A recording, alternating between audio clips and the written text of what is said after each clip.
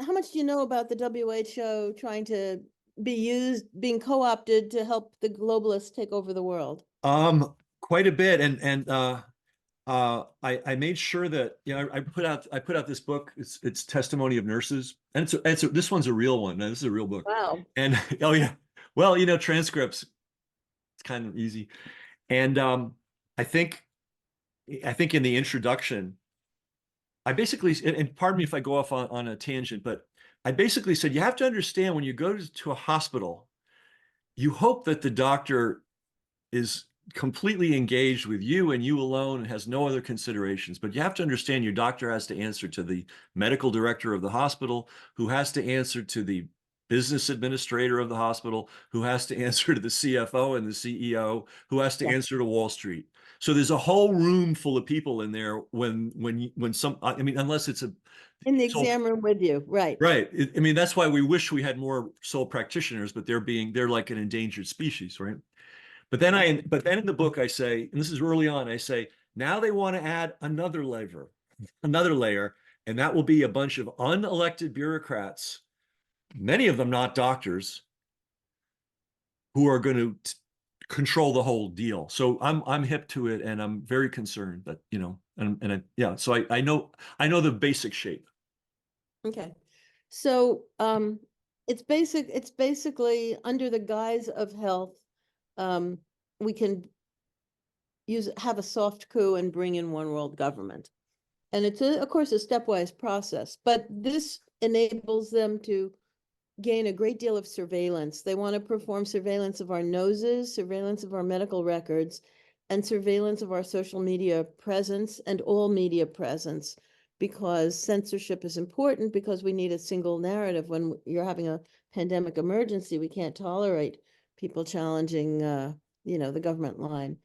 So there's that. There's restrictions on what drugs you can and can't have. There's rapidly produced vaccines and drugs that probably won't go through licensure, and nations are required to put a legal structure in place that will enable them to give their people rapidly produced vaccines and drugs with no liability to the manufacturer or the WHO or the government. And nations are directed to go out and find what's termed potential pandemic pathogens, which I call potential or real biological warfare agents, and they must give them to the WHO and share them globally so that everybody has them, so that pandemics will be much more common than they ever have been before. And then, that enables them to control us.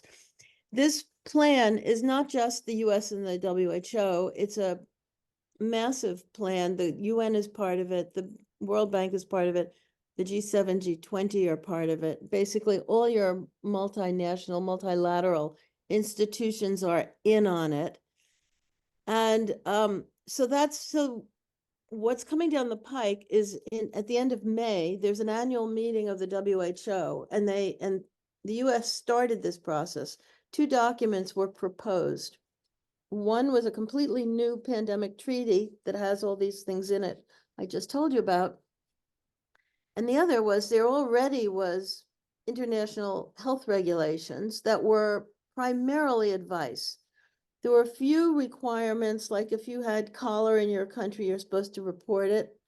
If you had a boat land in your country or leave from your country and it comes somewhere else and it's got infected people on board, you have to report it. You may have to quarantine them, etc. So there were those sorts of rules. It was very limited, and it was mostly about crossing borders with boats. Um, what the proposed amendments, which have been proposed by 100 countries and harmonized by staff at the WHO, do is basically the same things I just told you about: censorship, um, forced medications, several different mechanisms by which countries will be required to obey. So they've changed up the whole program from we give advice and we are a charity for poor nations and to help them with their health, to we're going to govern global health now. And so that's what's going on, and they're going to vote on these two documents in May. And the processes are very different, and they're in order to confuse people. So nobody, even the people who are talking about this in public, gets it exactly right because it's so confusing. One needs a 2/3 vote, one has a 50% vote, one goes into effect in a year, one goes into effect 1 month after the 40th signatory, one gets ratified, one doesn't, but they interlock, and the treaty may actually be jettisoned because pharma and they need the poor countries to go along with it because most countries in the world are poor countries. And if they don't, they won't be able to find all these viruses and bats and things that they want to go find in Southeast Asia and such places. So they need the poor countries. The poor countries were promised at the beginning of this process they would get intellectual property so they could get cheap drugs and vaccines. That has not come to pass so far because pharma says absolutely not. We're not giving away our intellectual property. So the treaty may go away, but they're putting everything they want into the amendments. They've been fairly transparent with the treaty. There's a new draft about every 2 or 3 months, and it's been made public. The amendments, however, has been total secrecy. Since what we saw was the WHO Bureau harmonizing the 300 amendments into a document last February. And since then, there's been continuous negotiations on it, and we haven't seen anything. People aren't allowed to take pieces of trash paper out of the room. Yeah, it's high classification for some reason. And although in general, when you're amending this document, the amendments are supposed to be shown to everybody 4 months ahead, the WHO came up with a legal fig leaf to avoid doing that by saying, well, no, we showed you all the original amendments back in the end of 2022. Now we're just negotiating them. You don't get to see the negotiated amendments. You'll just see them when we vote on them. So that's okay. So that's where we are. Wow. What's your website? Door2freedom.org. Oh, nice. Doortofreedom.org. Great. That's a good one. It's Thank easy you. to remember. There's no strange words in it. It's a coherent phrase. That's great. Right. Uh, And we have a good little logo of a door in a black room opening up into the sunlight. oh, great.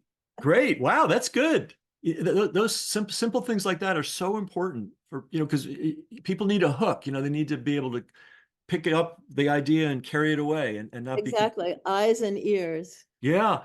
So, what is it that you'd like the public Okay, so to do? with my little group, so there's a few groups doing this, and I work with all of them pretty much. But all of them were pre-existing groups that had other missions. And so they were not exclusively focused on this, whereas it's really coming to a head in May. And so last June, I realized I had to create a new organization and focus totally on this because nobody else was. Yeah. And so I did. So I have a 15-person core group.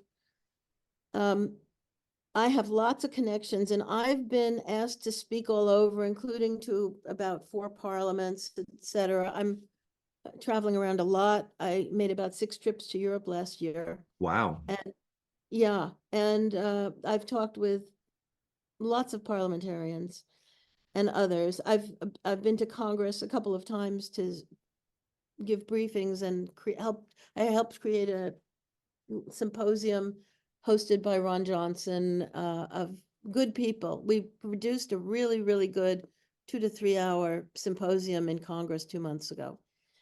So there are a lot of legal questions because this involves turning over parts of people's and nations' sovereignty to the WHO. The WHO can call the shots. And most countries have constitutions that don't allow that. But of course, the globalists that are trying to take over now don't care about that. They're just ignoring the law and bulldozing forward. So, so we're exploring the legal angles, but we don't think we're going to make our big win with the legal angle. But by pointing out the legal questions, we may be able to get states, either their attorney general, their governor, or their legislature to say, wait a minute, this is a 10th Amendment issue. Health doesn't fall to the federal government, it falls to the states. We regulate doctors and pharmacies and medication use within our state. You can't, Biden, you can't give it away to the WHO because it's ours. So we want to do that. We have a few states that we are focused on. We've just started that campaign this month. And I'm working with people in many countries. I'll be going back to Europe in 3 weeks and speaking at probably 3 more parliaments. What that means is it's not as great as it sounds. Parliamentarians that are on your side create an opening for you to come into Parliament and give your talk. And it's usually a bunch of people, and it may be all day, but very few of the other parliamentarians listen. However, it is recorded, it is translated, it is an official parliamentary event. So we can say we did it, we look official, we get some credibility, but it doesn't mean we've actually reached the bulk of the parliament. And they need to be reached, because if they give away our sovereignty, that's treason. And they could be strung up for that. And of course, they don't want to hear that, but we have to hint that to them in a way that you would be much more apt to create the verbiage to convey Yeah. without being threatening to them. It's interesting, because this comes up a lot because so many people are committing, to me, capital crimes. It seems to be we have a nation of capital crime committers, right? Right. On the one hand, it's technically true, but on the other hand, I did a back of the envelope calculation that there had to have been at least 40,000 at a bare minimum doctors and nurses involved in the Holocaust, like literally managing the clinics that were handling the camps, because we all know the big camps, but Right. there were small ones. There were a lot of slave labor, and they all had medical clinics and they all had doctors, and they all committed crimes because what my understanding from the history is, they wanted to keep people working in the work camps, and they tried to patch them up if they were sick, but if it looked like it was too much work, lethal injection, falsified death, exactly. So on the practical side, there were tens of thousands of people that were doing that. Right. But I think there were only was it 18? It was a very small number of people. Exactly, 10 or 20. Yeah, The super small doctors that are. actually went to court, right? So on the practice, so it is technically true that they're certainly committing a crime. It's technically true that if somebody had the power to put them on trial, they could be in danger. The problem with that um, approach is that it is an unlikely occurrence.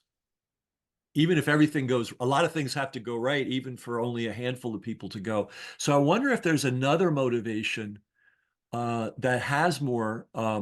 Because someone could easily say, "Yeah, but will never happen to me." We need to somehow figure out something that they'll think, "Oh, this could happen to me." Like now Yes. maybe more immediate is, someday. How about this? I'm just trying this on. I'm a what do you call it? A brainstorming guy. So Yeah. how about this? Someday, and this could even be dramatized. Someday, your constituency is going to wake up and realize that you sold them out, and that will be the end of your. And now I'm not using the words that I would use for them, but that's going to be the end of their political gravy train. All these wonderful things that they're enjoying. Right. And that they know. That you're right. That they know. They must know. That they That should be and see that's more real. right. It's like, And that leaves it open to whatever they've imagined might happen at that point. yeah, yeah. Um, yeah, I think because the more I study all this stuff, see, I've always been like you're a sole practitioner, right? Or Yeah, I was. you were right. So it's you and your patients. It's not you and a cast of thousands. You're not trying to fit Right. into some bizarre high school like Right. social But scene, right? I worked for a hospital for most of my career, but my last Okay. 5 years were solo. Okay, but what I mean is, I've been solo a long time, and so I just sort of like I have a job and I do it. You know, I don't have a lot of I don't have to, as long as I'm behaving ethically, and I don't have to worry about what I'm doing. But politicians, by definition, they always have to watch their back 24/7. And Mm-hmm. and here's the thing they're most afraid of is their personal gravy train to stop. You know, all the caviar and champagne parties they get invited to and all that. Like, you know, so they have to somehow get the feeling that, oh, this whole party of mine could be over. So I wonder if there are, you know, there are examples of politicians, and I'm really just brainstorming here. You know, that Jacinda or whatever her name was in New Zealand. Harder. Yeah. Yeah. I Yeah. mean, they threw Right. She her had to up. leave the country. Yeah. Andrew Cuomo, Yep. done. I I know, mean, but now it got worse than Andrew in there. That idiot. oh, I know. Oh my God. And corrupt beyond belief. She's not even a clever thief. It's terrible, you know. Um, but if there are more examples of politicians whose careers were ruined by advocating a medical regime Mm-hmm. that was not in the benefit of the people. Mm-hmm. And if you don't mind a 2 minute tangent here. So, you know, I wrote, as you probably know, you write something and you publish it, and then the real learning begins. Now, people start calling you, did you know this? Did you know that? So 2 days after I put this book out, I got contacted by Mask Off Minnesota, which is a real, true, wonderful grassroots group. Uh, and they were hosting a meeting for medical justice. And you'll see how this connects in a second. Medical Justice Minnesota, new group founded by families that are convinced with good reason that their loved ones Relative were killed died. in the hospitals. And I sat through 2 hours of one testimony after another. It was the most horrific thing I've Yes. heard I mean, in a long time. Yep.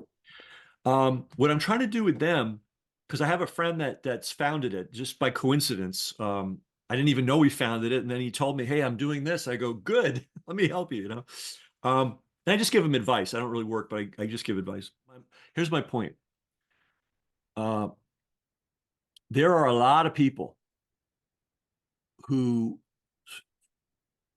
whose family members were killed or abused in the hospitals over COVID, and that anger is never going to go away. Like they're not going to those that have accepted it and know it happened. They're not going to find a new hobby next month. This is a lifetime thing, Right.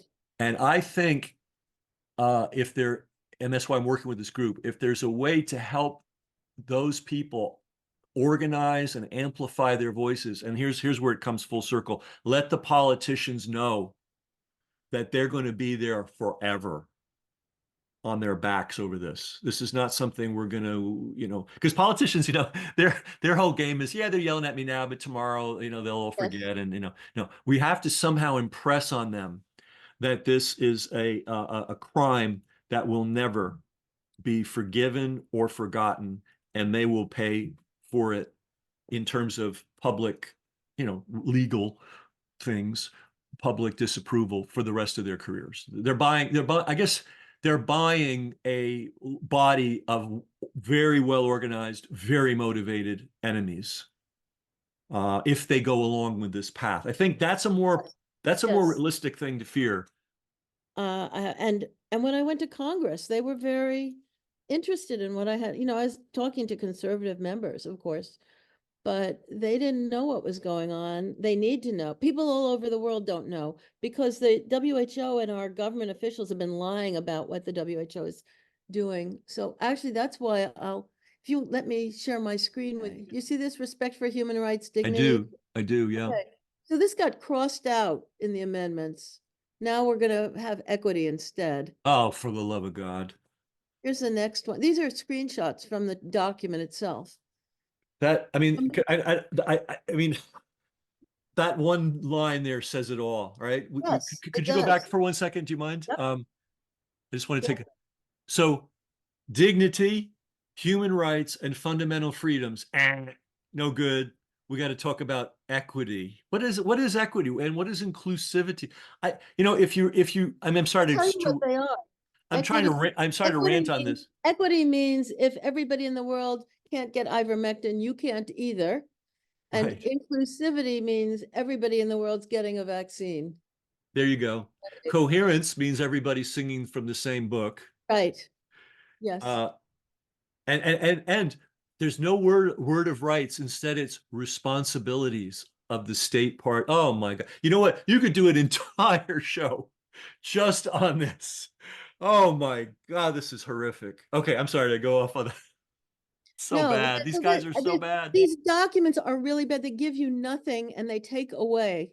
Here, they want you to share biological weapons. So they say, well, we're going to do it exclusively for peaceful purposes. Thank you. Thank you for that fig leaf. Here's another one. Oh, the government said, well, they can't make us comply. Well, sure they can. This is how they're doing it. Every country has to have a national focal point to deliver the obligations of this document, and the nations must or shall, may or shall, they haven't got that figured out yet, adopt legislation to give these focal points power so that they can implement their obligations. So And there's what they're more. really saying is enforcement. Yes, exactly. People say it can't be enforced. Oh, yes, it can. There's also going to be a compliance committee and an implementation committee that are going to make their rules in the future. You just sign up for them and let them be free, and they'll tell you later what your obligations are. Going back to something earlier, we have to let people know that all these systems, whether it's the hospital you walk, it's even the doctor's office now, because the doctor's part of a group and the group is part of a thing. We have to let people know, listen, when you walk into one of these offices or walk into one of these hospitals or are contemplating the World Health Organization, you have to realize that your individual health is not their primary concern. Now somebody in Washington, D.C. is telling you can't have, but did you know you probably knew this. This blew my mind. I had to write a book to learn it. They wouldn't give COVID patients ibuprofen. No, I know. I That's know. crazy. I know. They wouldn't give them hydroxychloroquine. They tried to stop it throughout the country. They But did all even, but right. even, I mean, I've documented all this. but I'm gonna say this, like, some people still think, oh, it's horse paste. I mean, I know that's ivermectin, Yeah, but some right. people still go, well, gee, I don't know from ivermectin to I don't know, maybe they're right. But when you tell people that COVID patients were not allowed to take Advil, and then because the other side did an excellent job of muddying the waters, by making it seem like these drugs are wild and woolly, but nobody can agree that when you have inflammation that you should not be allowed to have Advil. That's insanity, Right. right? And Fauci, who said he was taking vitamin D and vitamin C himself, never recommended it for the public. Yeah, that's a whole nother kettle of fish. But the idea that people died because they weren't allowed to Yeah.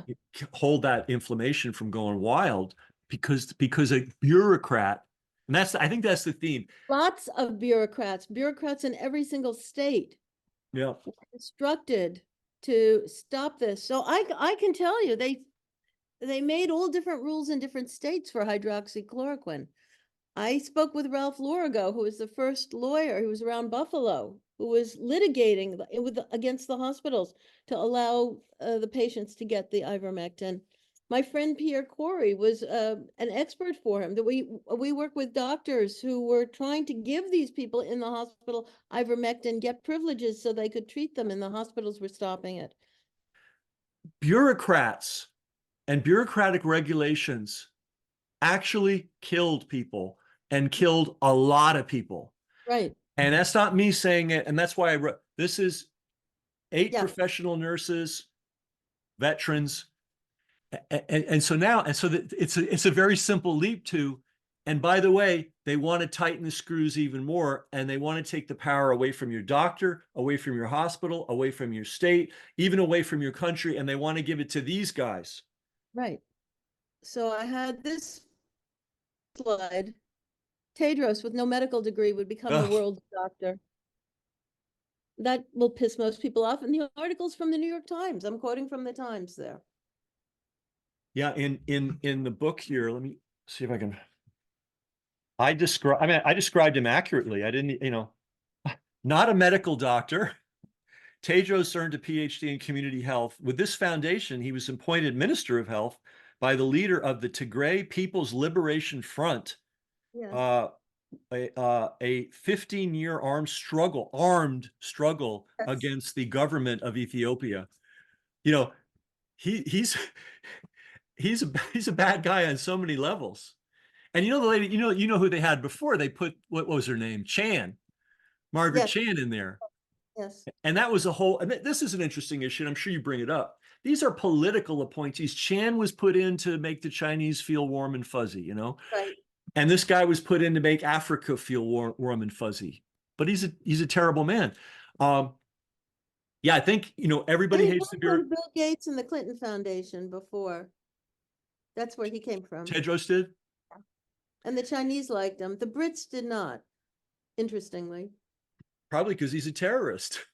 Yeah, I mean, well, armed insurrection against the established government is terrorism. right. Normally. Yes, he's on a terrorism list. He was. I believe he is. If this WHO thing goes through, these things that we've already seen are going to continue, and they're going to be even worse, and we're going to have even less control. Instead of going to the hospital and saying, would you please, give my loved one ivermectin, you're going to have to send a diplomatic cable to Geneva